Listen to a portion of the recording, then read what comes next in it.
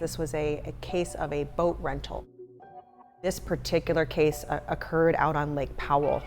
It's a massive lake that was formed by damming up the Colorado River. So it has hundreds and hundreds of miles of shoreline, thousands actually. The person who had rented the boat drove that boat almost 100 miles on the day of the incident, all the way up past where they were intending to stay. And they were meeting some friends who were upriver or up lake from where they were staying. They had a houseboat. They had driven their rented boat all the way up to where this houseboat was located.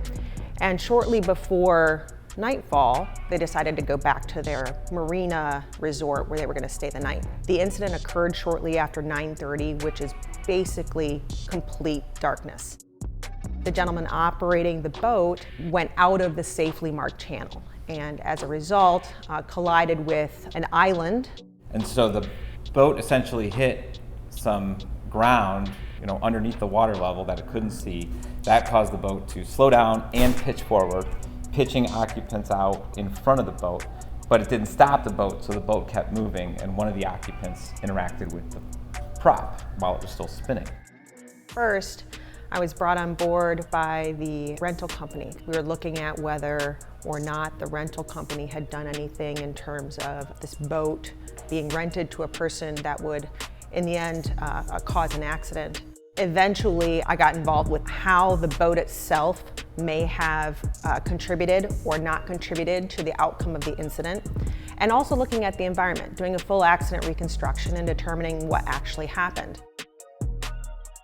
My job overall was to evaluate whether or not a guard, what's called a prop guard, would have prevented injuries. We didn't get a whole lot initially except for, here's the boat, here's the environment, let's figure out what happened on the night of that particular incident.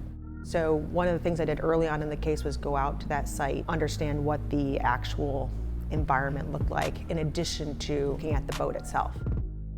The first step was to obsess over the photos, obsess over the operative reports, and really understand the injury. And then the next step is saying, okay, well, now that we know what happened in this case, let's address a hypothetical scenario where we build around different potential prop guards. And I dove into the literature and previous testing that's been done specifically to look at that. Propeller type of contact, you get discrete lacerations in the area as the propeller moves. So you'll see clearly where the propeller interacted. Alternatively, there could be linear type of wounds, lacerations, which are consistent with that skeg coming straight across. And that's kind of what we saw. We had the linear skeg pattern, as superimposed on top of that, we had the propeller marks. One of the papers that we cited specifically involved the use of crash test dummies, looking at differences in injuries with and without a prop guard, and basically finding that at these speeds, you have enough energy to result in significant injury, whether it's contact with the skeg, or some other part of the boat, which would include a prop guard. And, my conclusion in this case was that a prop guard would not have necessarily, reduced the injury severities, or could have, provided the potential for greater injuries or even death in this case. So one of the things that Explico has built is a real-time boat water accident visualizer. And so we were able to, with the scan data and with the site inspection, we were able to build out this scene and put it into that visualizer. So we could effectively drive the boat around the scene. Because this is a dammed river, the lake itself, it fluctuates according to how the dam is operating, the local rainfall.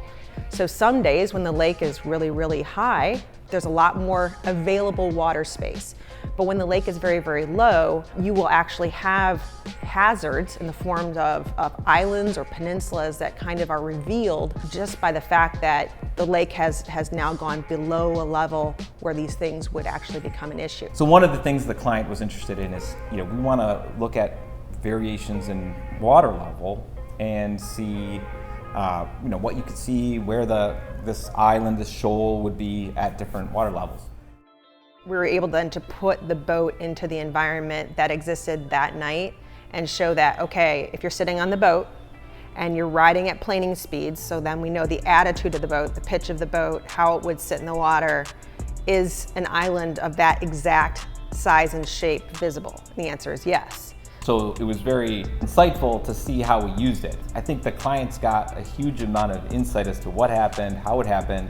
We were just able to show them answers interactively on the fly, and it's why I think I'm, within Explico and within forensics in general, such an advocate to using those real-time tools, so that it kind of enables the artist to provide great things for us, but it also enables us to plug in physics, and it enables us to share it instantly on the fly amongst attorneys, other experts, ourselves, and really, help us, work collaboratively.